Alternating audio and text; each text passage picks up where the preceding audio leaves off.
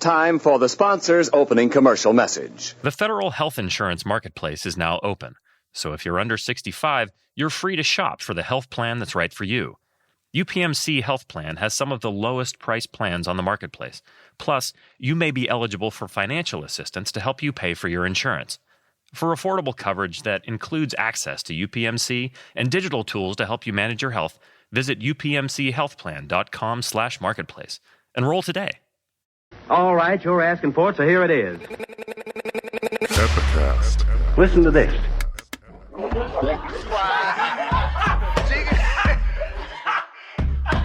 want you folks laughing at we partners pod, kid.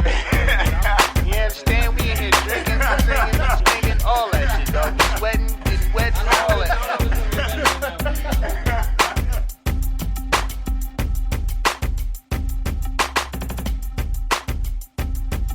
Can't restart the all right. Once them juices get the flow, and nah, that's cool.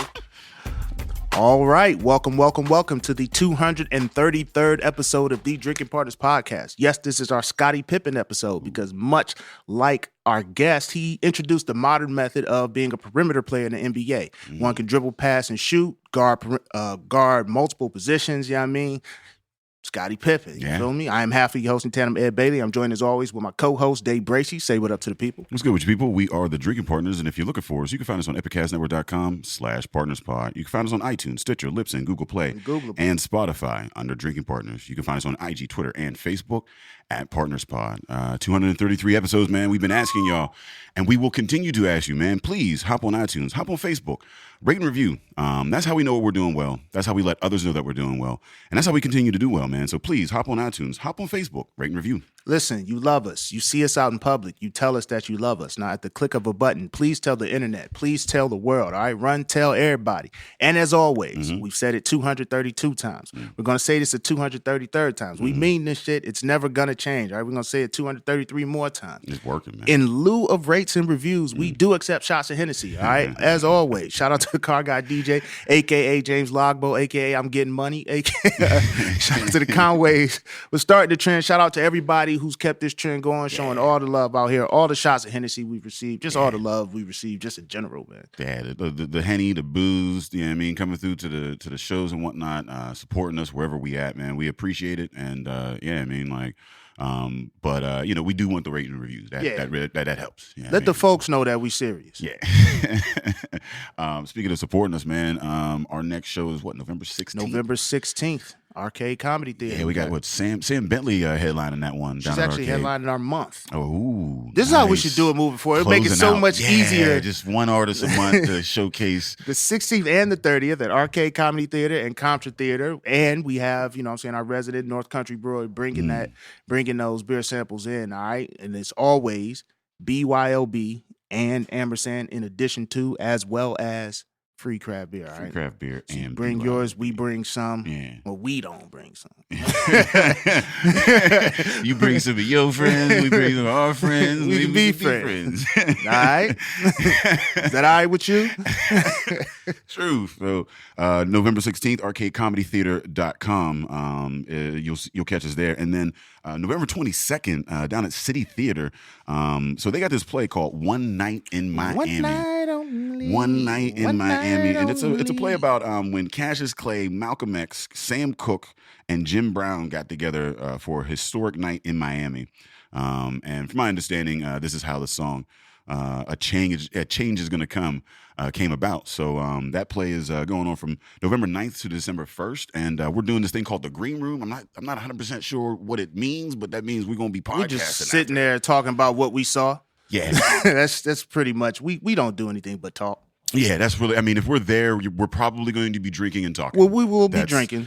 That's kind of what we do. That's the theme of Drinking Partners. So we'll get to watch the play, and then afterwards we'll interview a couple of the folks from the cast, maybe get the director in there, something like that, and talk about it afterwards over some drinks. And if you want to be a part of that, that's November 22nd, down at City Theater, and the tickets are at citytheatercompany.org. And that's like like theatre. Yeah.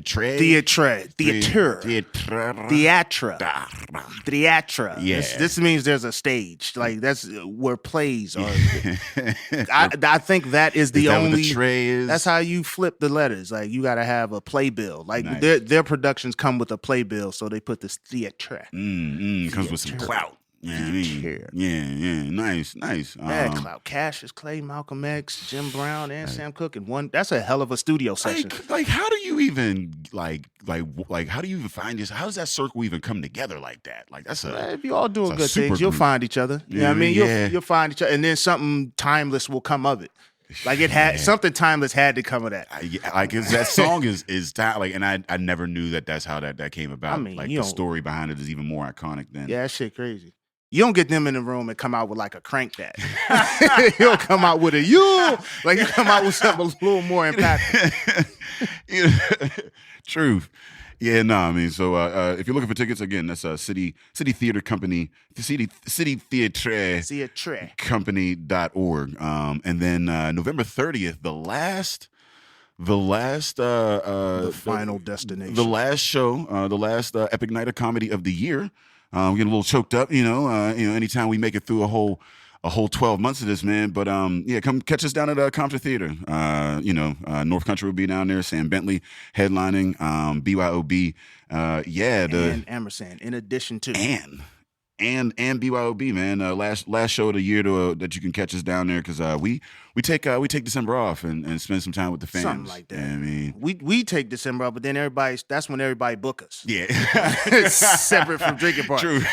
So you're mad offer. So we'll be around still. Yeah, we just won't be in the booth. We won't be doing the epic night. So you got 2 more chances. Come out, man. It's always a good time. Sam B, one of the funniest in the city, man. Like we're giving it to y'all twice to close it out. I couldn't think of a better headliner for those last 2 shows. It's her, Suzanne Lawrence.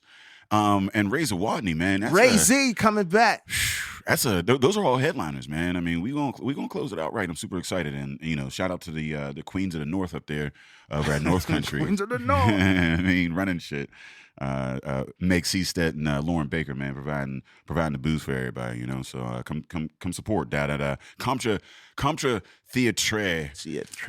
.ticketleap.com. Yeah, so we're gonna keep in the I guess in the theme of Queens because that takes us right into our guest. Brewer. Nice segue. Hey, I'm on like an 8.5 right now on the segues. But this is episode 1 of 2. Episode 2 of 2, I'm gonna digress. I'm gonna be about a 4.8. It's gonna be mad splash when I die. In early. Yeah, you know what I mean? I can go to hard hitting in the first round, and then if you can last the whole fight, then fuck it, you win. I don't lose by TKO. I only lose by decision. But we made the proper decision to bring this young lady to the podcast. We are very humbled to welcome the brewer at Modern Methods Brewing Company, Hannah Ferguson, to the building. Say what up to the people. Hi, everybody. She ain't bashful. She ain't shy. Do y'all see this table? Like, this is not the setup of a shy individual. She showed out. She lets the beer talk. She came through. Anybody show up with a box. The box don't even got no decal or nothing. It's just a box. You just show up with it's a box with dimensions. Like, this can hold this many ounces. Truth. So welcome to the podcast. I mean, thank you for coming down, even taking the drive down here from Ohio and whatnot. Ohio! Thank you. OH 10, you know what I mean? You know what it is. We know what it is. He finding out, but we know what it is. I mean, I don't know. I've been spending a little bit of time over there. You know what I mean? I've been finding some good things to drink, super dope. I don't particularly like the police setup that's around the area, but I don't like that. No one does. I don't like that anywhere. Ain't nobody ever said, yo, I love how the police is set up around here. Even the best neighborhoods got a neighborhood watch because they don't fuck with the cop. Yeah. But yeah, no, it's been dope seeing the beer in that area. And this was the second brewery up in that like kind of Youngstown like triangle with Birdfish and was it no? I still haven't gotten to. Is it Noble Creatures? Noble Creature, yes. Still haven't gotten to Noble Creature yet. But you guys are really like making some noise over there. I guess for the folks that don't know you, because it's weird interviewing you twice because I already know this shit. But tell the folks who you are and how you got into this beer thing. I guess it's crazy how I got into the beer thing because I kind of, like I said, you interviewed me twice, so it's like my background is not home brewing at all. My background is I'm actually a home winemaker. So that's kind of how I started off. I was like, I love wine and I love the whole process of it. But then I've been home winemaking for about 7 years now. So probably within that 7 years, I started to venture off into craft beer, like just drinking it when I go out, just trying things. And kind of like my main start to beer, that something I actually liked that I would get regularly was Blue Moon. So kind of started there. And then once the craft beer scene started to pick up more and more and more breweries started popping up, I was able to try and learn more about different styles. So about a little over a year ago, when I came aboard at Mordern Methods, me and Adam, who's the owner, his wife and I were in like a leadership cohort for the state of Ohio. So, and that's how I got to know her. And she would come to our cohort retreats and she would bring beer and I would bring wine. And I was like, hey, and we just started talking that way. And then she would just, was lit. Yeah. It don't sound, the OH do. We do. It's going to be lit. I was like, I met some very interesting leaders for the state of Ohio. And you're just like, you're looking like, you think some people are like, oh, I'm just calm. I just have like a little drink here. No, they like to turn up. So like, that's their moment. Yeah. yeah. So I can like, when I heard about their day-to-days, I can see why you want to drink or smoke or whatever they do. But yeah, so it was just like, it kind of like our relationship kind of kindled that way. She was like, I was asking her questions. She was like, well, we're opening up a brewery probably within the next 4 to 6 months. Just start coming by. So I just started coming by and just checking it out and just looking at the process. And then a couple times they were like, hey, we need some extra help. We're doing a double brew day. Would you like to come in? And I was like, all right, cool. And then so I did that a couple times. And then with the GM closing the Lordstown plant, they kind of like shipped off one of the brewers for Mordern Methods. He was actually working at GM. So he moved to Nashville and they called me up. They're like, hey, we have a position. Do you want it? I was like, yeah. Hell yeah. Yeah. So it's been a year and a couple months now. And I've been on board as one of the brewers. It's 2 of us, 3. Kind of. You're part of a small team. Like, you 33% of that squad. Now, how do those skills translate going from wine to brewing beer? Like, how easy is that transition? You would think it would be easy because you're just like, hey, we have a fermenting process. And then it's like, but it's completely different. Like, wine is 10 times easier than beer. But the only thing with wine, you just have to have patience because wine is like literally 4 months to a year before you can actually be able to enjoy your product. With beer, it's quicker. You have beer within the month, but the science of beer, there's no science behind wine. You put the juice in your carboy or whatever, and you just wait. You add your yeast, you wait. Yeah. That's it. Check in on that and look in and Yeah. like, still going in? All right, I'll be back later. Yeah. Every day our process is like, what's the temperature of the water? What's the pH? We have to add this. We have to add that. We have to constantly watch. We can't we have to drop the hops at this time. We have to do this. It's like, you literally have to pay attention. You cannot have any type of like ADD or like drift off, or you can miss something easy and it can change the whole beer process. So I kind of learned that. I go from having patience with the wine process to almost having like anxiety, like worrying about, okay, we constantly checking on stuff. You're constantly checking, like constantly being in. Yeah, because you don't want to mess up the product. Because we've had a time where we literally had to dump the whole 10 barrel of beer down the drain. That's hurt. that hurts to hear. Yeah, it's very hurtful, especially grand. Yeah, a couple thousand. You're just looking at a couple $1,000s going down the Trumbull County's sewage system. Rough. Like, is it? I mean, I always feel like, is it so bad that you can't drink That's it why at I was the, just thinking that, I'm like, you can't get a couple buckets and take it back to the crib. Like look, no, have a family, have a little ritual, even for the beer that didn't make it. Yeah. Have a little, pour out a little liquor, but into my body. No, like, it's that bad. Are you like, when do you figure out that it's fucked up? Is it already beer, or is it still like more of a like in the process, like a wort, or just in the ferment? Like, where is it at when you figure out that you got to dump it? Well, this time when I experienced it, it was literally we brewed on Monday. And Wednesday, we were like, it's not doing anything. Thursday, we were like, still not doing anything. Friday, all right, we need to dump this. Like, that's how soon it was. So it was just holding on. Yeah, it was basically hopefully. Yeah. By God's will, if it could just take this turn. You And have I to pull think it off life support that Friday. And with like breweries, like again, like we're us being small, like we try to save money as much as we can. So you learn how to like harvest your own yeast. And this is like kind of a thing with the yeast. Like the yeast was the cells, like when they were counted, they're alive. When we put it in the beer, they just didn't work. And so we tried to save it, but it was actually just too late. It was just like those 2 days at literally 24 hours is precious. If it's not fermenting the next day that you come in there, it's like, okay, what are we going to do? We need to figure it out right now. And then with that case, it's like, it was just too late for us. And it was just like, and it's not even beer at that point. So you're like, there's no drinking it. No. Yeah. So then is there something, so if you catch it, if you diagnose that early, is there something that you can salvage from that? Something you can pull to if possibly if we use? were able to know that the yeast wasn't going to do anything, the extra yeast that we did add, it could have, helped the fermentation process. But even like that was just another set of money that went to waste because it just was, it didn't do anything. So it's definitely sad. And I've experienced some things like that with just me in home winemaking, like where you just look and I'm just like, oh man, that's my patience, my time. It just went down the drain because it's like, it could do anything with oxygen. It could be this like, he was like, what did I do? Like, how did this wine is sitting right next to it is fine. And then this juice is bad. And it's just like, so it's, you just have to, your heart gets heavy sometimes. So, Damn, that's a heavy ass phrase. Yo, my heart's never been heavy at work.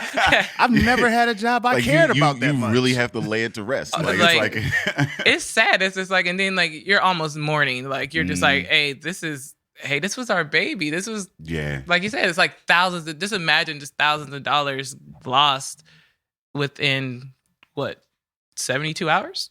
Like, it's just, so it's hard, just especially being a small business. It's not like we have like bankrolls like, Brewdog, Land Grant, different giant Great Lakes.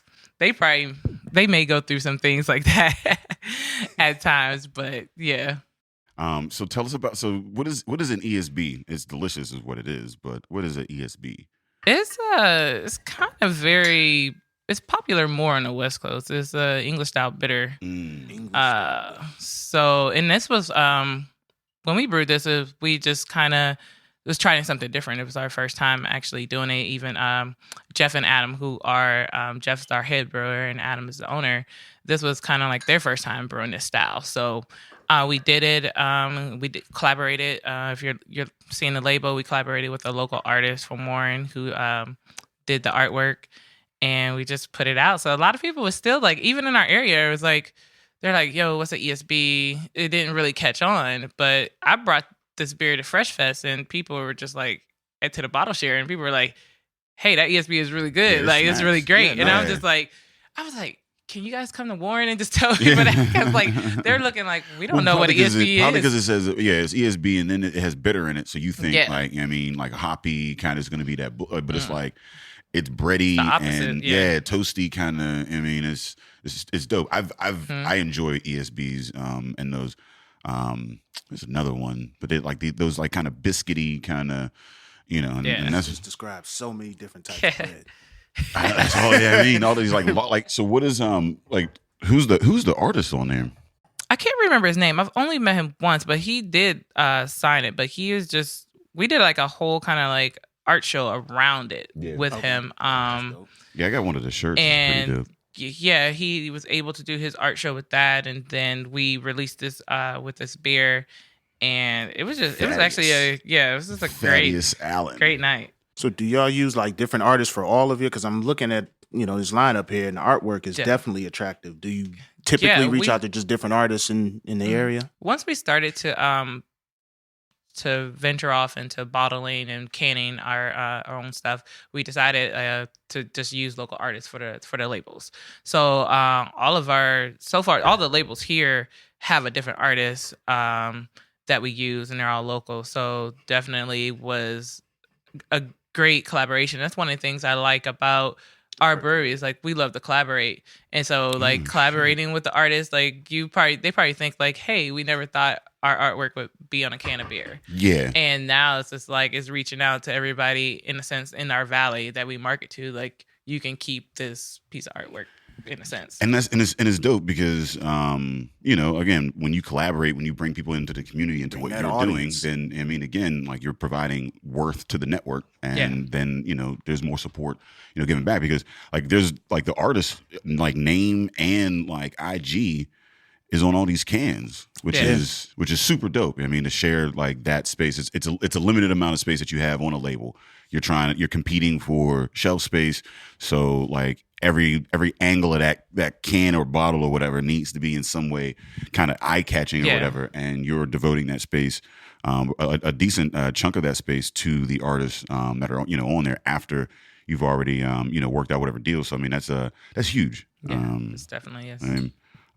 So what's the next thing we getting into? You know what I mean, I see some porters and some. I'm over here just waiting for us to get to that percolator. That's what I was about to say. Did that roll out with that song? It's time for the percolator. That's what we do all the time. It's time for the percolator. Yo, percolator used to go crazy back in the day. Yeah. I wonder how many shorties I went to high school with could still percolate. If you listening, just hit me with a DM if you can still percolate. I don't know if their knees is still there, man. Hey, no, it might come out. Nah, because I've seen some things you don't forget. I've seen two different percolation styles, right? Because it's the splits, and then it's the people who just do the. You know, that's where you just all about your footwork. That's how you get. That's the 30 and over percolate. It's all about footwork. You standing up the whole time. Back in the day, boy. Yeah, but definitely this percolator is our coffee lager. It's definitely another collaboration. Coffee. Yeah, okay. It's a coffee lager. Sense. Yeah, so it's definitely another collaboration we did in the valley. Obviously, us Modern Methods, and we teamed up with Youngstown Coffee Company, which is based inside of Havana House Cigar Lounge. So they make their own coffee as well. So we teamed up with that team. They wanted a beer because they sell some of our beers in their cigar shop, and they were like, "Hey, we make coffee too. How about we?" So it was a couple months of debating if it was going to be like a stout, like which is typical, or let's try something different. Let's go with a lager. And then we decided on a lager, and then they have so many different styles of coffee. So then we were just trying like, hey, what about this? What about that? Until it's crazy because like I mean I've been drinking coffee for, you know, years, but I still don't like get into it in that like I know the difference between like roasts and the different hints and, you know what I mean, and aromas and all the, you know, extra. I just like, look, man, just put a bunch of milk and sugar in that shit.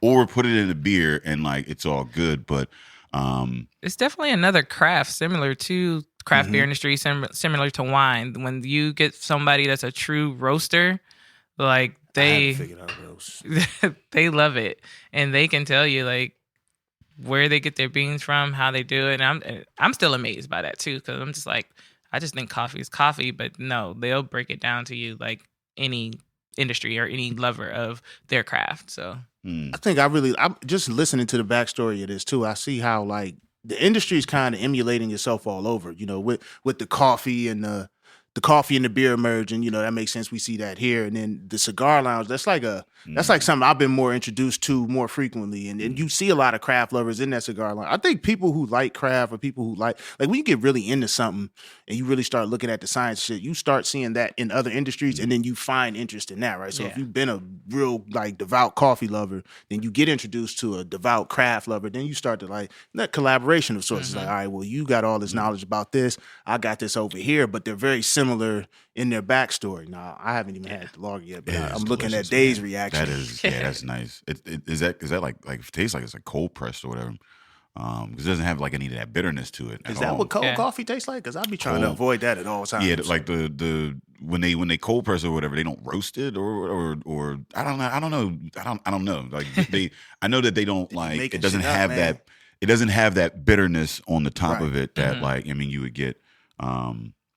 Yeah, this one is like we actually like kind of when we figured out which coffee we were going to use, then we had to decide if we were going to kind of do it with the whole beans or with it crushed, like or ground, I should say. The taste will be different. Like this is a ground coffee, so it's a little bit stronger with the whole beans. You don't get as much out of it. So, and they wanted that stronger taste. And like I said, like the team from Havana House and Youngstown Coffee Company, they were hands-on. That's one thing like we loved about it. They didn't just leave it up to us to be like, hey, you guys figure it out and we'll just provide you with the coffee. They were there pretty much every other Monday for a couple months. Like, hey, let's try this. Because you're putting their name on this label, whatever. So like the flavor of their beans is going to be expressed in this, and like, yeah, of course, I want to know. I mean, like, how's you treat my baby? Yeah, I mean, I'm gonna get this over to you, and I mean, I want to, see that through. This would go great with a cigar, like, I mean, like that coffee flavor. Yeah. Like, is there caffeine in this? Like, I mean, that's definitely wow. That is. Yeah, I think too that it opens up a different. When you think of cigars, you probably usually think of like maybe possibly an older white male, and then him drinking scotch or a nice whiskey or bourbon, chilling. But like now, it's like you're opening up a different genre of people. Like you have younger generations who love craft beer. And now you're like, hey, we have craft beer here in our cigar lounge.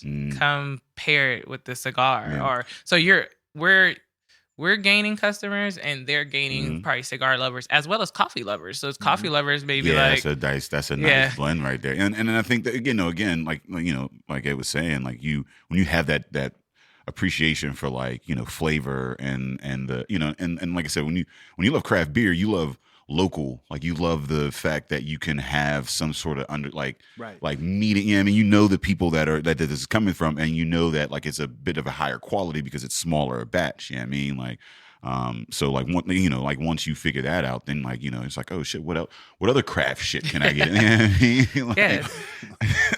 You start learning more, especially as somebody who possibly like again, I know about Havana House cigars. I knew about that.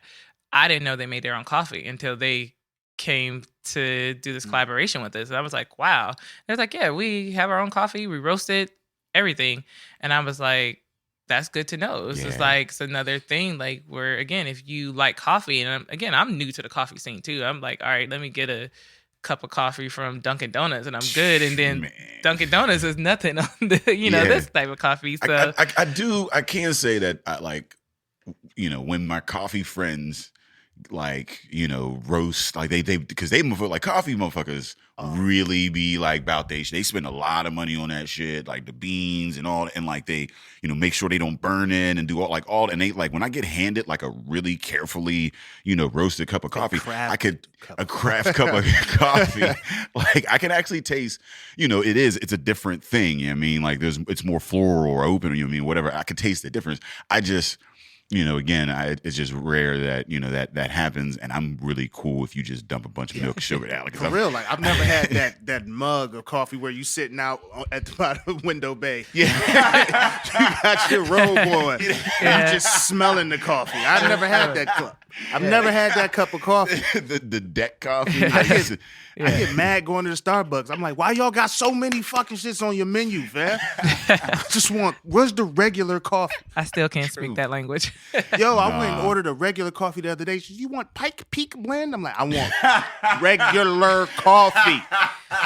Medium. Put some beans in it. I want something to be brown in here. Then when I put this white milk shit in there, it's going to turn light skin. That's what I want it to be. Wake me up. You do realize I'm on 4 hours sleep right now. All right, let's make this happen. I got a meeting this morning. Fuck with Mountain Escape. Next Instagram post from him, he's gonna have a cigar robe on. Yo, I should do that. Patio with the latte. I'm gonna have coffee and a cigar. Do they do that? Is it coffee cigar? You have a smoking robe? I know they got smoking jackets. Yeah. They have I'm about to. Boy, don't let me get to flexing. Man. I'm about to start flex. I don't even got a balcony. I will build a balcony just to take coffee pics on. Gotta do.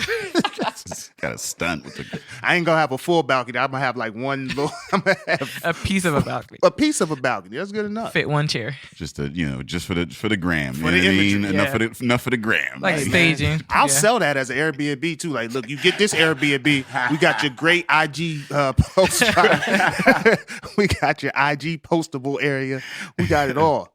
So who does the names? I'm always interested in like how you come up with the names. So Percolator has, I have some special with that. They it's You don't just be in funny. the Like room? they kind of asked me for my. They were like, "Hey, what do you think about some names for this beer?" Pretty much all of them. Like we try to, everybody, we try to think of something creative, and I look at them. I was like, guys, I'm really not creative like that. Yeah, I'm like, this. I'm simple. I was like, none of these names I can say I had any help with. But the Percolator, as soon as they said, "Oh yeah, we decided on a Percolator," I just started singing that song. I was just like, I was like, you just like so. But with everything, it's like it almost kind of like we try to, in a sense, almost try to tell a story. It's kind of a story behind like almost everything that we have. Like the Percolator again, like they came up with it, kind of the play on the coffee. Then we have like our Scrappy German, which is our Hefeweizen. Our owner Adam, he's he has a German lineage, so he his family is big on that. So it was just like it went from there. Darlene has a story that's our lager from Warren, is a story about her based off of there. So it's just different things like they're creative when you think about it. Yeah.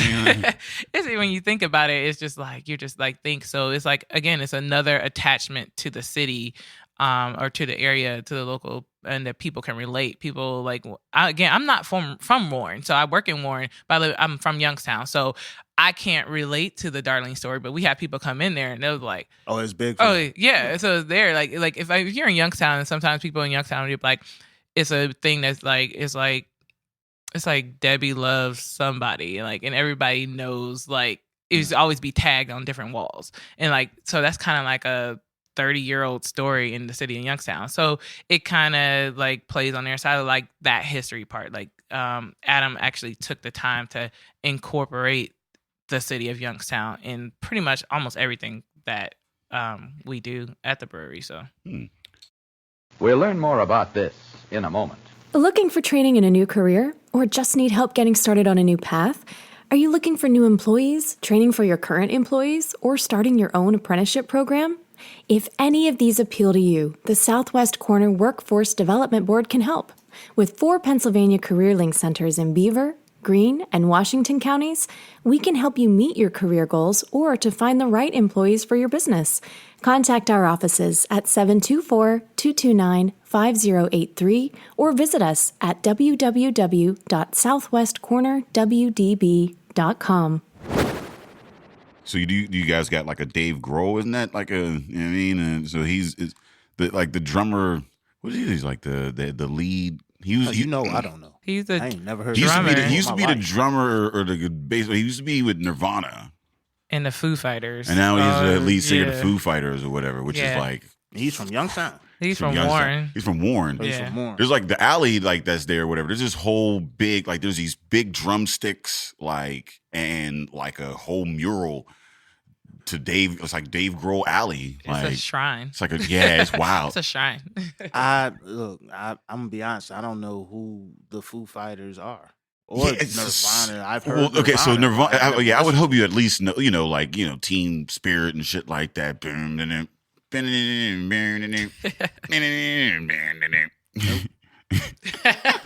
were not playing that at Shaw High School. So yeah, no, not I mean, playing that at Shaw High School. I knew Nirvana. I didn't know who the fuck Foo Fighter was until somebody I was like, who? And they said I couldn't tell you one song that they ever did. You know what I mean, but they're pretty huge apparently. No, I've heard the Foo Fighters. I've heard of they're them. I just never they're listened to them. mega stars apparently. They just be touring the world and selling out stadiums and shit. Are they like a step below I'm looking the at U2 the level? only white dude in the room. That's all right, Probably. cool. I don't know. Is this accurate? Yeah, yeah. Putting out a false narrative. Yeah, true. Like they're fucking like mega stars. But you're right. It's wild how you can like live in the same like world and not know like that. Because like I mean, but the same thing with like Bollywood stars and shit like that. We don't know any of them motherfuckers. And them motherfuckers are like Michael Jackson of India and shit, and like probably bigger because like there's like 1 billion in them motherfuckers. Like so like you know what I mean. If you went over India, like you went over like what is that like 3 Americas? You know what I mean? Like three, like about 3 Americas if you went over India. You know what I mean? So they pop stars is like really eating out there. Like, and we don't know who the fuck they is. Well, yeah, I mean everything is local, relative. You know what I mean? Like there are only a few that break out and become international pop stars and whatnot. Like most of this shit is local. Like the Bollywood motherfuckers, no, it's not gonna make it here. But over there, yeah. Who's the Beyonce from India? I'm supposed to know about this person. Yeah, she's probably killing it over there. Well, she definitely killing it over there. Motherfucker. See, I don't even want. She might have some other shit that she do. I feel like if you're the Beyonce of India and you're not belly rolling, you're probably not the Beyonce of India. Like, I mean, like that's a shit because they perfected it over there. Like, am I wrong? No, I ain't Indian. I don't know. I try to be able to go to work tomorrow. They could probably claim that. As Hey, I'm not saying. If someone, I mean, if they was like, yo, that's ours. I don't Yeah. think anybody'd be like, nah. I don't think anybody's gonna try to take that from them. I don't know, man. You get to Hawaiians be like, but we was out there too now. Yeah, I mean, I can see. We out here. Everybody can lay claim to some shit because it's all they local. got the hula, like they got the hoops. So they throw that ass in a circle. You know what I mean? Like, so it's a difference. But now you see talking what I'm about saying? niggas from the hood, throw that ass in the circle. That was our thing. yeah. But see, it's a different circle. You see what I'm saying? So they got a semicircle. So they got so the Indians got the wave, like the Persians and the Hawaiians got like the horizontal circle, and then the hood got the vertical circle. You see what I'm saying? Yeah, you know what I mean, so it's like that ass in a circle in the hood. The ass in a circle here is Hawaii, and this is India. You see what I'm saying? Yeah, I guess that you don't see a lot of equatorial twerk. It's not side to side. No equatorial. Yeah. If you do see it, that's when you go viral on the internet. Like, what is she doing? Yeah. It's more of a north to south type thing. What is she doing? So y'all can come out with a Jim Tressel beer? He's like big in Youngstown. Jim, yeah, he is. Who knows? We possibly You'll call it sweater vest. Sweater vest. Hold that. Who's Jim Tressel? He won What? the championship with Ohio State. What? He's from What? in his lifetime, his college team don't win chips. Oh, They not, Jim Tressel? Yeah, nah. Jim Tressel started off as the head coach for Youngstown State University football. Okay. Then he moved to the Ohio State University. He took like Cal U and turned it to a national powerhouse. Think of it like that. And then went and won a chip at Penn State. And he's known for his sweater vest. And I wore sweater vests for a while. Yeah. Not because of Jim Tressel, but I do like sweater There vests. was a time when I had a sweater vest too. It was a nice stitch dip, like, you know what I mean? Had a little Argyle little print. logo. Yeah. See, I never went Argyle with the sweater vest. I did go Argyle on the socks. The sweater vest, it was too much. It was too much. But I went cashmere. Get the cashmere sweater vest. Looking smooth with that. I'll bring the sweater vest back. All right, where we going? Where we going with this? Yeah, what's the next brew? So I named one of their beers. I don't know. Just send me a check, and Okay. however y'all want to break bread, cash app, Equatorial circle should be a Equatorial twerk. It's gonna be a stripper called Equatorial. Equatorial twerk. It's the only way I can reconcile that in my mind. I'm like, all right, this center of gravity is different. So I mean, I don't know. it's so like again, it's a There lot. you over brought there them that's all. true. So I you brought tell them. us where you want to I go. say one of my favorites would be the Hefeweizen, Scrappy German. Okay. I love Little a scrappy. Hef. Yes, Little scrappy. yes. So how were you introduced to distilling? I mean, well, I keep saying wine, With the like wine, yeah. whining, It's from winery. What What is it? What It do can't they be call- whining. That's a Fam- negative thing. What do they- family. I had some. What do they call it? Like, what is it that you do when you wine? What is it? Like, you're not brewing. You're like, what is it? You're whining. You're just a home winemaker. You're Yeah, making. you're making Yeah, wine. you're making. Yeah. Yeah. You don't brew. You don't do it. You're just making it. It's just, you're just waiting. Yeah. It's just like you're just waiting to drink. That's pretty much what you should be called. So how'd you get into waiting? I have my my stepmom, she has cousins that are actually from Warren, and they've been making home winemaking probably 30, 40 years. So when I was obviously old enough to drink, that's pretty much what the bulk of my dad and my stepmom had. So I would just try that, and it was like a completely different feel. Like, it was like you have your store-bought wine, and you're just like, oh, this is okay. And then it's almost like you have this craft beer, and it's like, you'd be like, all right, this is 7%. So it hits different than a Miller Lite. And that's kind of how a home wine is. It's like, all right, it says this might be about 11%, but you feel it completely different. You might need one glass compared to like store-bought wine or a big brand, I should say. You might drink 4 and you don't get the same effect. And then again, like when I learned too, like when I was like, you'd be like, all right, I drank this whole bottle of wine. I'm going to feel it the next day. And you wake up, I'm like, hey, I'm good. Yeah. And then when they just started telling me like the cost of it, it was more cost efficient for me to make my own than it was to buy. Like, I'm like, all right, for what I would probably pay for 5 bottles of wine, I just bought 6 gallons of fresh grape juice and made my own wine, which turns into like 30 bottles. So I'm just like, again, you just have to. 30 bottles. Again, you just have to have patience. Like you have, and I learned the hard way because I started off with just making like just probably like 10, 20 gallons at first, and then I was like, hey, I'm out of wine, but I still have a couple more months. So then it's like, you're like depression. Like, oh man, you're just sitting there just looking at it like, hurry up. Like, hurry up. Yeah. It's hard like, to grab hard. that Like, you don't want to. It it doesn't taste good. So then I learned, I was like, all right, I just need to double what I do. So I was like, I need to be able to, drink it myself, share, or, give us gifts, whatever I wanted to do with it. And still, hit you up. And then still have time to come to for 6 months later to like before I'm bottling again my next wine. So that's kind of how it went from that. It was just like, and then it kind of just grew from there because like I was known as the person like, hey, Hannah's coming. I'm always bringing wine. Like, how I brought that box in. Like I would just do that with wine. Or like, and if I didn't bring wine, then people were like, what's going on? I'm like, oh, I'm out or something like that. So it's kind of like expected. And like, when you go over people's houses, you always want to bring something. So that was my go-to. Yeah, and you got like 30 bottles. I know you over there. Like I know you done waiting over there. Yeah. And then my mom would just shake her head. She would just be looking like, man, she was just like, Mom's was drinking wine. Mom didn't drink wine. She ain't drink the My wine? mom's not a drinker at all. Yeah. Well, that's right. Yeah, my mom ain't a drinker. Not at He was all. kind of crazy. She's not at all. My mother wish I made wine. And then it was like her 2 kids were the complete opposites. Like I make wine, now I brew beer. My brother is into spirits. He rolls his own cigars. Oh, so shit. we're like, oh, y'all, shit. We're like- I made my own cigars before. I need to. yeah. In the past, I need to life. come to y'all Christmas party. Shit. So, but she definitely enjoys our passion for it, and like she encourages us to, keep going. Like so. I mean, because that's what I think a lot of people don't understand. Is that like this is art and science. You know what I mean?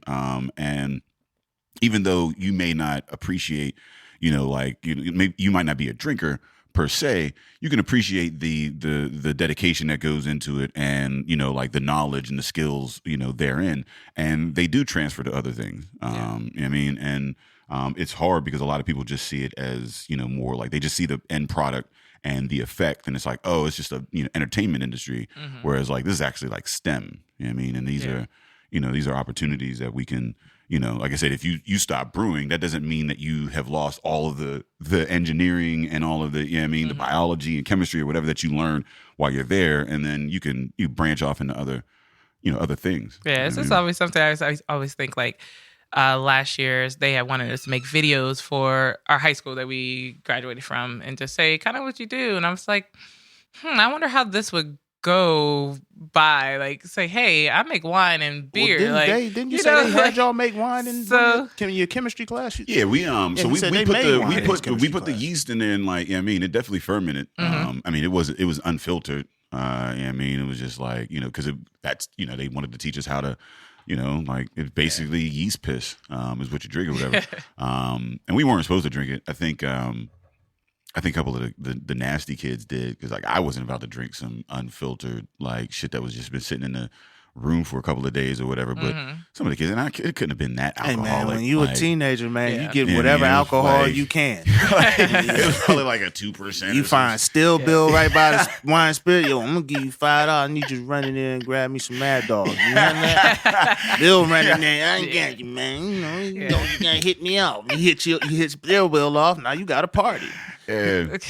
I think this would be something dope to introduce to, schools like that. In a sense, not to say like, hey, we're promoting like alcohol and stuff like that. But again, I went to an all black school, like all black neighborhood. Like this is something that I was never introduced to as a young kid or didn't know about. Like you know what you know from your neighbor, like you said, Mad Dog 2020 or some Wild Irish Rose. Like you think that's all that's out there. And like this is a whole different field that we're not in. Like we are less than 1% in the industry. All of them. Like we're less than 1% in the beer industry. We're less than 1% in the wine industry. And like these are multi-billion-dollar industries that we're not in because obviously maybe the lack of knowledge or the fact that it's not promoted. Well, we got to push past this narrative of you have to go to college to do X, Y, and Z. Yeah. Like we have to encourage, and I think even within your family with your mother, like you have to encourage people to pursue their passion, figure out how to monetize those. Like you have to master, then monetize.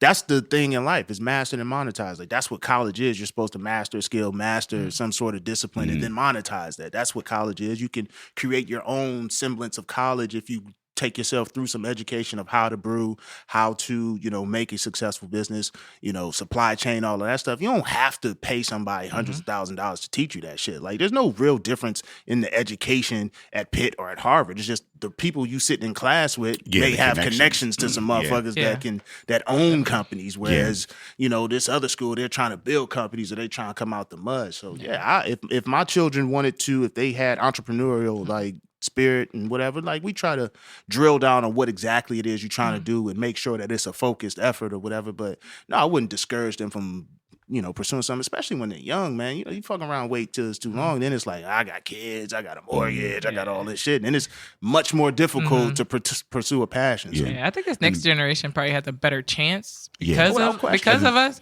But when probably like I'm aging myself, but like when I'm a true millennial, I'm at the top. I'm at 82. I was born. So it's like you go to that 40 thing, like 40, you want to work 40 years to, get 40% to when you retire off of just 40% of your pay. And they don't really tell you that. Like now I'm thinking about like, hey, I did everything right. I went to college right after high school. I went not to a community college. I went to a 4-year university.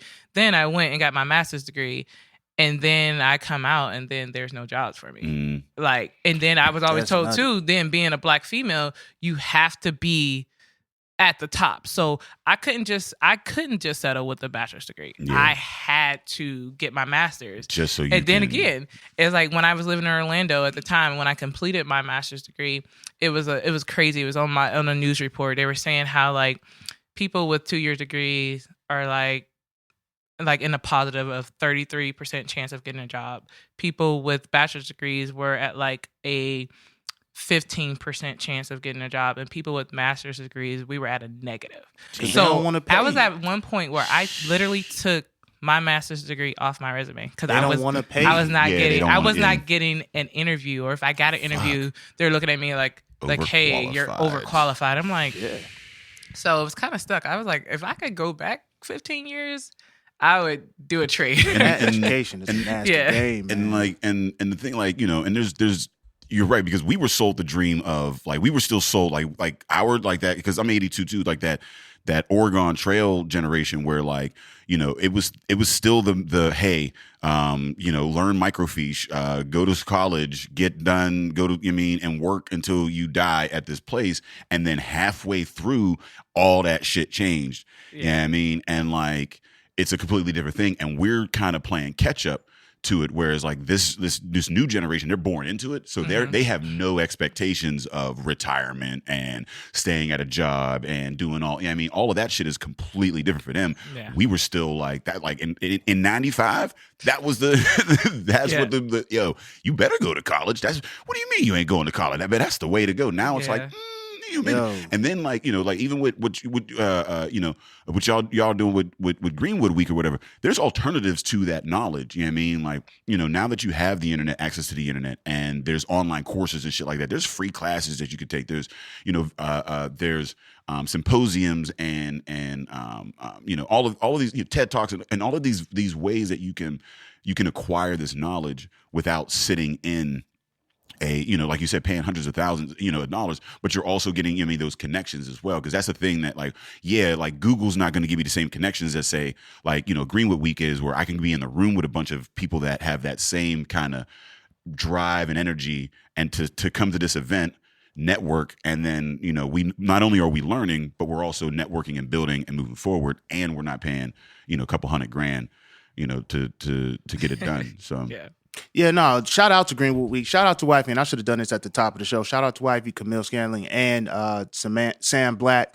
Support your local artists. Put together Greenwood Week. It was a week of conferences and events surrounding, entrepreneurship, like Black small business, but Black owned. And we had a bunch of African American who were experts in different fields, marketing, hospitality, event planning, etc. So, you're hearing it from people who look like you, who are in your age demographic, who've been successful with it. And that's, they're going to teach you these classes in college. Like a lot of the PowerPoint, sure, I feel like they may have pulled something from some formal education, but a lot of that shit, like you pay Pitt tens of thousands of dollars a semester to get that same PowerPoint, but you can really just talk to somebody who is doing it. And we need more weeks like that, more initiatives like that, where we're like, yo, these things are out here. Like these resources are out here. People know. All you got to do is reach out and talk to them. Like you don't have to go, this is not to speak down against formal education, because there is some value in that, but educate yourself regardless. Even in that formal education, you come out with a master's, that master's don't get you the job. There's no way you learn. Like you walk in with a master's, you almost become the nemesis of that employer, because we got to pay you now. We have to compensate you for that. And when they go to more automated systems, as technology takes over and industries change, what they do is they try to lock the people who've been there for a long time, those individuals who subscribe to I'm gonna work 35 years and retire, they lock them into their positions. There's no upward mobility at that point, because you're not educated enough to move up.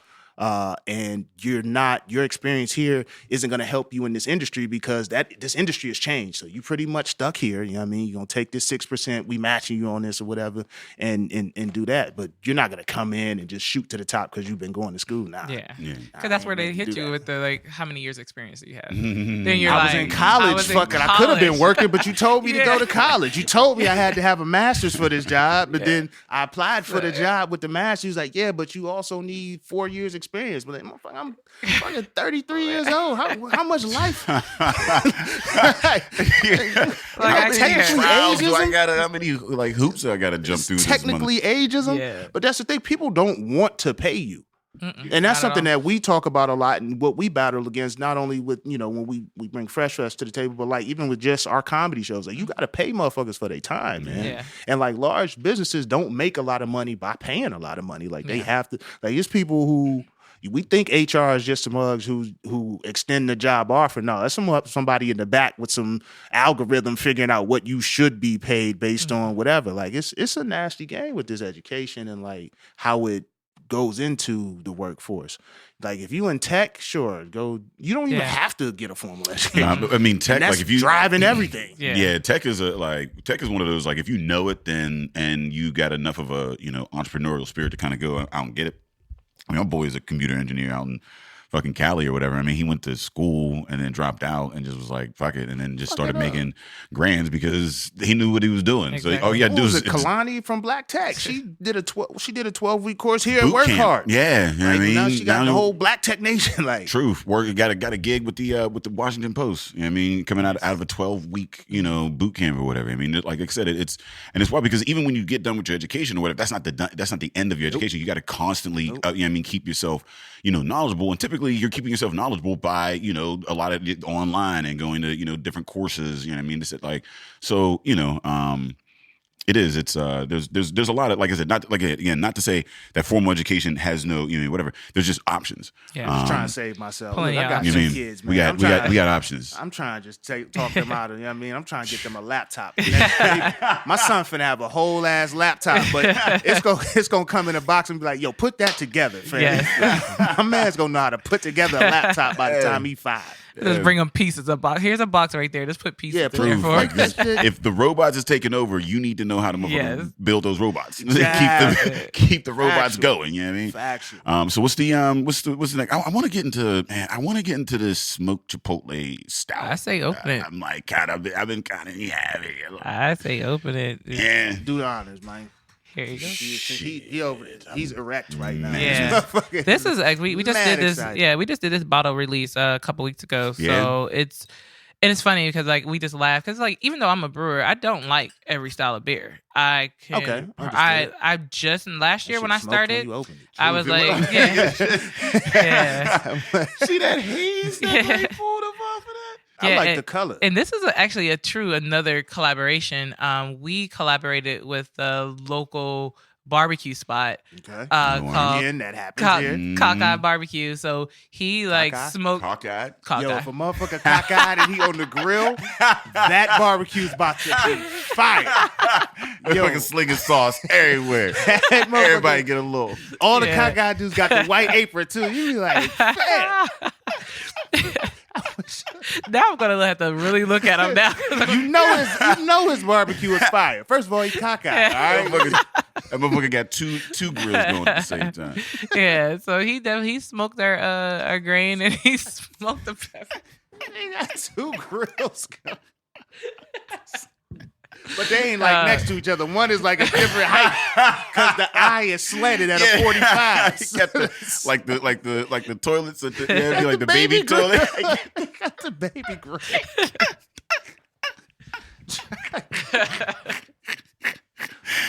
The runoff, like the flip, it's gonna land.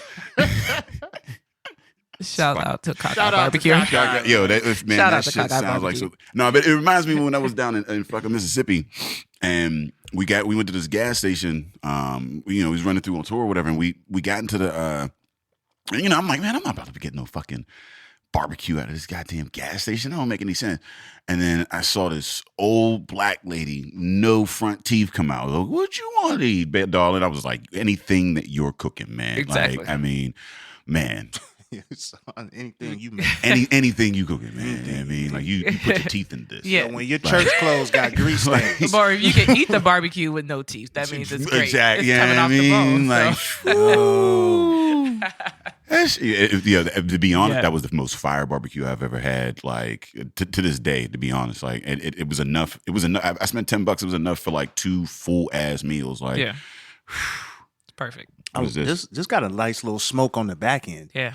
I like it. It's not like it's smoky, obviously, when you ingest it, but like that back end, you feel that on that back end right in your chest. Yeah, it just it but permeates. it's not and that's like it doesn't. It's not like one of those like harsh. No, peppers. It's not harsh at all. Like those harsh peppers, like when you be like, and it just sits and it like is angry. Like that's that masochist. I don't like masochist peppers like in my beer. Like, listen, I eat a lot of spicy shit, but like I want that shit in my mouth.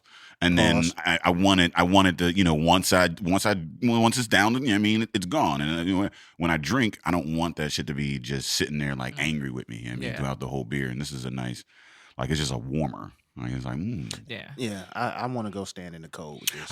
Yeah, it's sitting there like chilling though. It ain't like offensive or nothing. It's just like right there, like just in case you get cold. Yeah, no, I mean I could see this. I think this could be like the nice fall deck beer. Yeah, there you go. Oh, with my little IG spot. With the coffee. I'm selling sponsorships. You get a coffee. Cockeye, come out and then you can even put your grill in the photo. Yeah, I had a customer yesterday, actually, or I should say Friday, come in and he was like, "Hey, we have it on draft." And he was like, "Hey, pour me the West Side Heat." He was like, "But I'm gonna let this sit here and warm up." and I'm gonna drink Dub City while I wait for this. So he wanted his a little more warm when he drank it. So I guess you have people who kind of have their way that they want to drink this beer. So, and truly, I believe it. You can probably pick up different hints from it. You when it warms up, you may be able to taste the smokier part of it a little bit more. And I laugh again. Like I said, I don't like every style of beer, but I'm not a pepper beer drinker in general with any beer. So, but we actually released this as a special for a restaurant in our area. We did it without the heat. So we called it Westside Neat. Ooh. And so I was got something to do with it. She got something to do with these names. Yeah, I drank probably I was like, yo, wait a minute, this is 10%, slow down. I loved it because it was like I got the smoky from the grain, but I didn't get the pepper, which I loved. And then once we added the pepper to the rest, I'm like, all right, that's for you pepper, you chili pepper lover. That does not drink like a 10%. This one's 10%. It's 10%. Yeah. Yo, you gotta what was the rule? What did we finalize on the number of where you gotta say something? I think it's like 9. Anything gotta above say a 9, that. That's a felony. You just committed a felony. I think I said it. She did. I think I said it. She did. All right, and then the label. All right, then that's on me. I ain't hear that. When you see, I ain't mad at you. When you see Imperial, when you see anything that says Imperial, you know it's gonna be above 9%. Yeah, I mean, and understand Imperial. But did you tell the dude who came in that had the special order of temperature? Yo, that's crazy. He's like, yo, I want that, but what I'm doing is let that warm up. Then I'm gonna get this other beer, and then I'm gonna come back. And then once he finished his beer, it was ready for him to drink. I mean, that's what I do. I love that about. I love that about stouts. Like the way it opens up as it, and like I like them cold. Like if you get a pounder, they're cold at the top, and then the way the flavor changes as it warms up. You know what I mean? Like that's. That's for me. I'm stouts all year round type. Me too. You know what I mean, so, stouts and porters all year round. Yeah, all year. All year. That's my. It's actually next time I come visit you guys up here, I have to bring. We have one. It's a Baltic porter that we have coming out of a Jamaican rum barrel. Ooh. And I just sampled it right before. It's gonna be really nice. You can taste every layer. You can taste the porter. You can taste the rum that's in it, and it's kind of like this is very light when you drink. You would think, and that's like another misconception that people have is like if it's a dark beer, it's gonna be heavy. And that's definitely not true because these are really light beers. It's not very viscous, and it's viscous. And it doesn't viscous. It doesn't drink like the heat. Like I said, and that's what's crazy because the heat's on there, and even with the heat on there, it doesn't feel like a 10%. It just goes down too easy for that, and it's like, and that's where you got to be scared. It goes down too smooth. If it wasn't for the heat, and that's what I'm saying, that neat that y'all brewed, that sounds dangerous because without this heat, like this would already be gone, and half of this bottle would be gone, and we'd be like, wait, how much? You're like, the heat does kind of. It's like a speed bump a little bit. Yeah, because after the first one, it get a little more spicy. You're like, okay. So then you're not just gonna slow down a little bit. No, it's a share. You know what I mean? It's a share beer. You know what I mean? You definitely want 2, maybe 3 people on that. I mean, but that's why I gotta watch out. Like when we have a Belgian triple, and again, that's a 10%, but it's so smooth, and it's just like. I tell people laugh. I was like, I can't drink this here. I can't hang out I have to take it home. Hang out with a triple? Can you hang out with a triple? I can't hang out. Are you hanging out with a triple?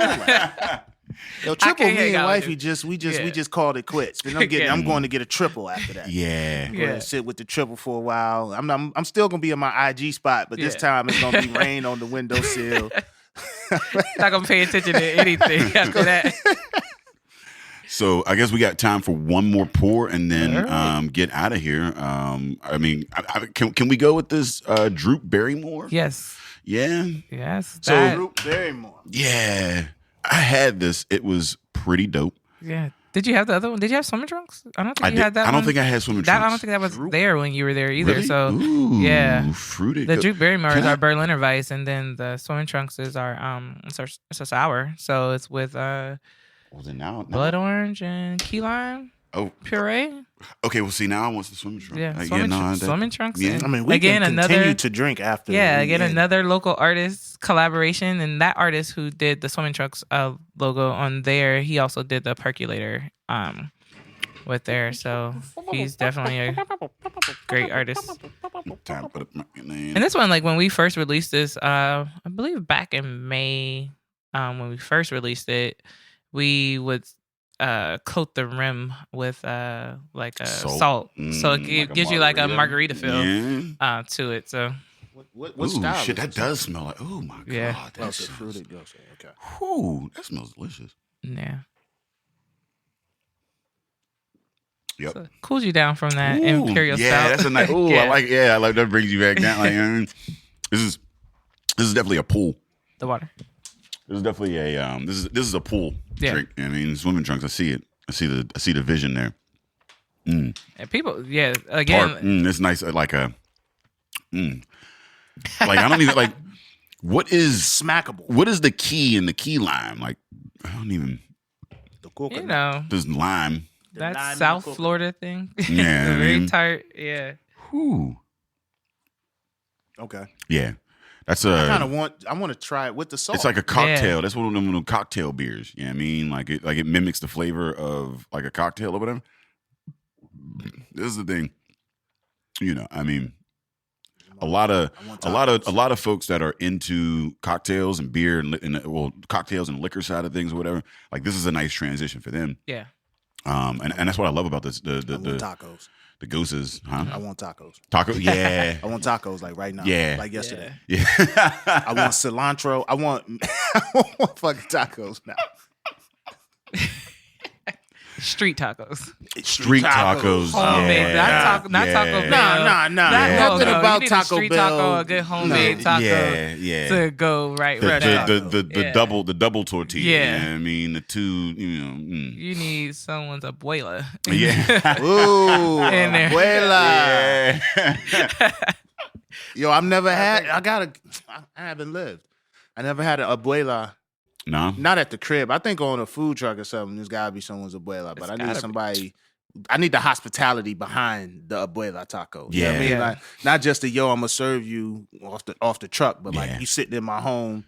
I'm gonna slide you. I mean, if you can handle all the crucifixes, man, you're welcome. You know what I mean? It's I can walk through. I can walk. Listen, man. You know, hey, it's all good. I never be mad at how you decorate your crib. Listen, it was a lot of tacos and a lot of dead Jesus, and I was like, hey, if this is what I got to do, like, thank you. And the enchiladas and the motherfucking man, they be cooking their ass off. Shout out to Latin America. Yo, y'all beers are like extremely like aromatic. Is that something y'all focus on? I think I don't want to say that's like our main focus, but I know we try to stay true to the style. Like, again, Adam and Jeff are, and I tease them. I say, you guys are true homebrew nerds. So if you're a homebrewer, you know, like, the styles are critical when it comes to them. So they want to definitely deliver that product. And even though we've added a parade to it and kind of fruited some of the beers, the base beer is amazing. Like, again, like, the Swimming Trunks, our base beer, we call that, is our Young and Tart. And that's just an amazing sour that sits on there. And then we were like, hey, let's add the puree to it. So you have one great beer that goes into a second great beer. So I've never, that's the first time I really consciously thought of, like, yo, you get something and then you can make different variations. That makes your job easy. With our percolator is I didn't tell you guys, the first beer that you try was our Darlene Lager. That's the base. The percolator is off of Darlene. Darlene having them good kids. Yeah, Darlene out there. Darlene is fertile. Yeah, Darlene is fertile. Darlene's leading the pack. I mean, yeah, so. And like, it is crazy because a lot of people talk about, like, you know, additions, adjuncts, and things of that nature or whatever. And they're like, oh, they're doing it because, like, you know, they want to cover up, you know, imperfections or whatever. But I'm like, you know, because listen, man, I don't care why you do it. I love lactose, right? That's my fuck. I love that shit. And, you know, people are like, oh, well, you know, they put in it, you know, to cover up shit. I'm like, okay, cool. But, like, what if somebody makes a really good fucking beer and then puts like lactose, like, so now, like, it's just adding to, like, granted, there's folks out there that will try to, you know what I mean, do that in order to cover up imperfections, but there's also people that are doing great shit and then making it greater by adding that. Yeah. So it's like, you know, like that whole, for me, like that whole, like, kind of like turning your nose up at, you know, like, adjuncts and the things, I mean, the different trends or whatever, and the ways that beers are going. It's like, I mean, it's not all about just, trying to, fit into this, that, and the other. Sometimes it's about the exploration of beer. I mean, and where we could take it. Like, how are you going to get like a milkshake IPA or a milk stout without lactose? Like, I don't believe it's like, again, like you said, some people probably are trying to cover up a loss and try to fix it that way. But then again, like you said, the creation of newer styles, there are newer fads that people are going. Why does it matter if they're trying to cover something?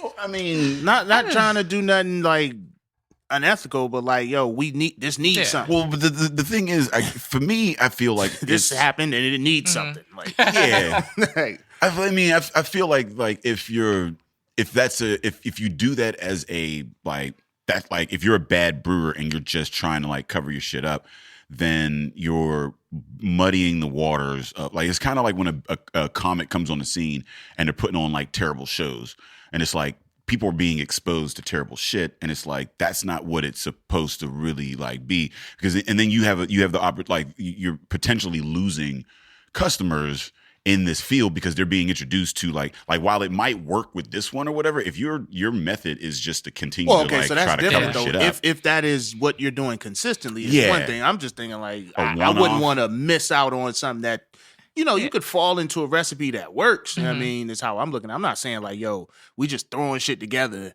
and then voila. Like, I don't even think that's sustainable. So I'm not even thinking of it in that way. Sometimes you got to think certain styles may not are there to last. Like 2 years from now, people may hate milkshake IPAs. People are like, that may go away. So if your base, if you're only known for milkshake IPAs, what do you do when people stop buying them? What do you do if people stop buying pastry stouts? Like, what do you do if they're like, hey, this is what I'm known for? I truly believe like you have to have a solid base. Like, we can like say we can add the fruit, we can add different things to our beers, but if you take that away, if you take this key lime and the blood orange out of that, we have a great sour. Like, if you take the berries out of this Droop Barrymore, we have a great Berliner Weiss. So again, like with the we which still way you want to go, because we can go there with you. Bro. Yeah, and I'm not, and again, I was like, I'm not saying it just because I work there. I was like, I've learned to start to appreciate the different styles. Again, I'm not gonna go. That's not gonna be the first beer I order, but I can appreciate the work of the recipe that went into it, because that's, to me, that's a lot of work in itself too. So creating a recipe that you're able to manipulate like that. So all right, so I was gonna give Dave an opportunity. He's not gonna ask. So let the people know where they can find you. So before you let the people know where they can find you. Where they can find you. Let the people know where they can find you. Definitely. Well, you can definitely follow me personally at Dope the Brand on Instagram. That's me, Hannah, and also follow the brewery Mordern Methods on Instagram and as well as Facebook. So, or you can always look at the hashtag Black Girls Brew. I may be one of the only people who's using that hashtag currently. So you can definitely see our pictures up there. Until this shit dry, get that DV button there. Yeah, Black Girls Brew. So definitely. Yeah, I mean, I'm interested in seeing like how many Black women are actually out there brewing or whatever, because you're the only Black woman that I know brewing in Ohio, like especially on a professional capacity. Yeah, that's huge. You're the only one in the state. Yeah, and if there's anyone else out there, please let's link up. But like, as of like right now, like, you just in the brewery on the radio. I'm out here. I'm alive. Right now, I'm the only one. I've even asked. We have the Ohio Craft Beer Association. I asked the executive director for that. I was like, hey, you go around to all these breweries, like, have you met any other woman of color? And she was like, she looked at me and she was like, no. So it was like Pink Boots and all that. And there's a bunch of organizations, but it's like, even when you follow Pink Boots, like how many women of color do you see like in thus far. It's like it's very like again like we're all kind of like in a sense like a unicorn, like you said last time. Like Very much so. And so definitely it's like Bob Batts was like, yo, there's this like black woman over in Youngstown, like that was a white dude who said that. Yeah, he was like, wait, what? That's a positive thing. I got like, and again, I don't really drive out to Ohio very often for many reasons. No, I was like, wait, what? Like, and then like meeting you at the festival, it was just like, yo, this is like, yeah, I need to document your story in some way, shape, or form in case. I don't know, man. You like just disappear to India or some shit like that. Go off or whatever. I just want to like go learn a belly dance. You know, like hey man, whatever gonna get the bread. We I just want to be like it happened. Like I mean, like motherfuckers ain't gonna believe this shit. And like I mean, to be honest, like, people don't believe it now. Like even like when people ask me, they're like, "Hey," again, if you know me, even like the people who know me, and they're like, "Hey, what are you doing now?" I'm like, "Hey, I'm a brewer. I brew beer," and they're looking at me like, what? Yeah, like, that's not like what? And I'm like, yeah, that's what I do. And then again, like it's some follow up questions, and then we talk about you go into like that to wine, different things, and then even when I say I make wine, people are like, what? And I'm like, yeah. So it's definitely a good, icebreaker conversation piece like to go, but I don't know. It's not many of us out there. Y'all should. We need more people to jump on board. We need black women to affect all industry because y'all make shit dope. Yeah, like that's been my experience. Never been in a room full of black women and not dope. Like, it's just never not been lit. Yeah, it's definitely some powerhouses out there in all industries. Like I try to surround myself around that in general, just as a motivation for me. Again, like I said, I'm like, you're in this industry, it's brand new. I'm new to the game. So it's just like, and when I got to meet Celeste at Fresh Fest, it's just like, yo, people are like, you broke this ground. It's like, it's sad that it's 2019 and we're still saying the first of anything, like first black female to own a brewery in the United States. So when I got to meet her, I was like, yo, like, this is like, groundbreaking again. And it's like, I just recently learned about her, but it was amazing. Like, yo, I'm like, I can name drop. I'm like, hey, I got a picture with her. I got her cell phone number. I'm like, hey. But it's dope because it's not even just a name drop. Like there's an actual connection there. Yeah. You know what I mean? And like this drive where we're all like understanding like, hey, we're in this together. How can we support and help? And like the industry is dope for that. You know what I mean? Like even at Fresh Fest, it was only like, me, Celeste, Alicia from Rhythm, and there was a couple brewers from out of Minnesota. I mean, and Crown of Hops. Like that was about it. I mean, all told, like maybe 4 or 5. You know what I mean? Like,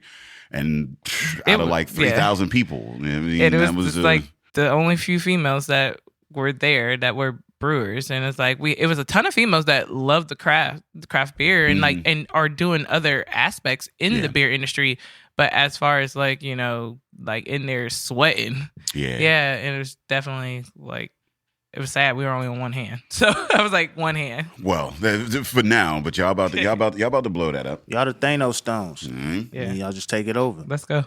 Go ahead, ask your question, man. Hey man, what's your favorite what's your favorite form of potato? French fry. I said, okay, but what kind of French fry? Fresh cut.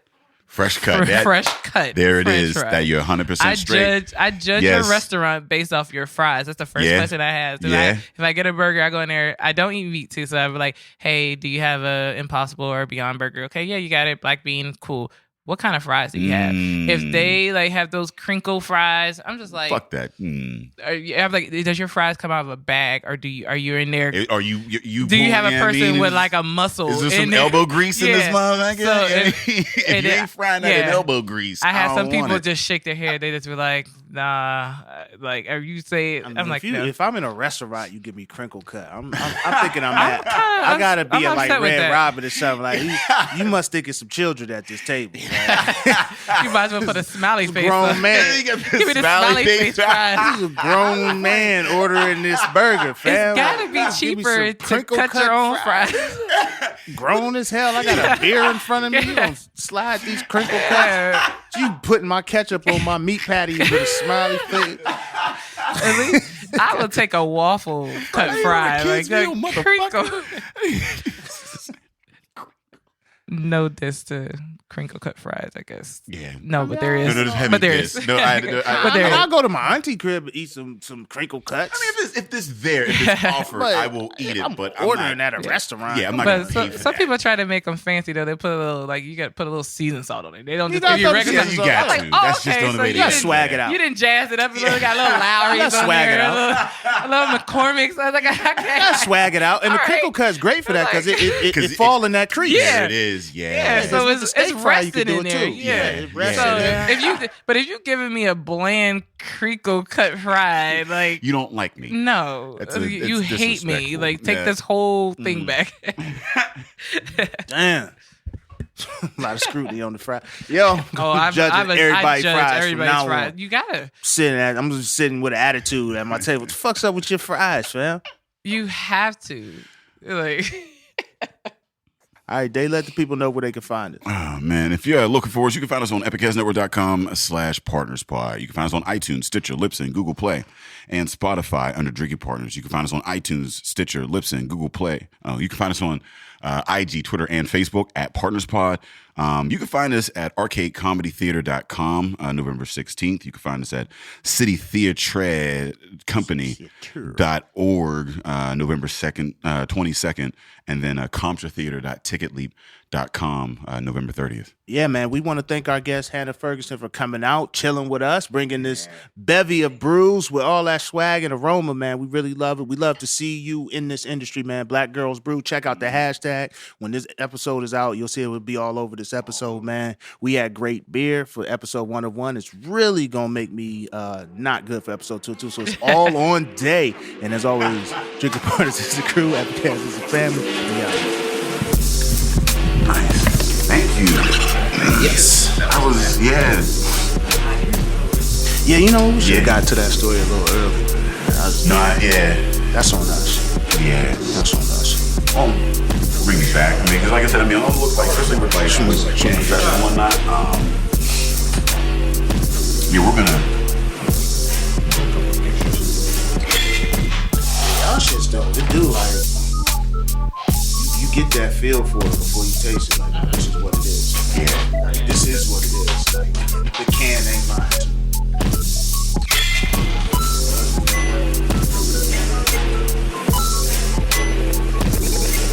Epicast.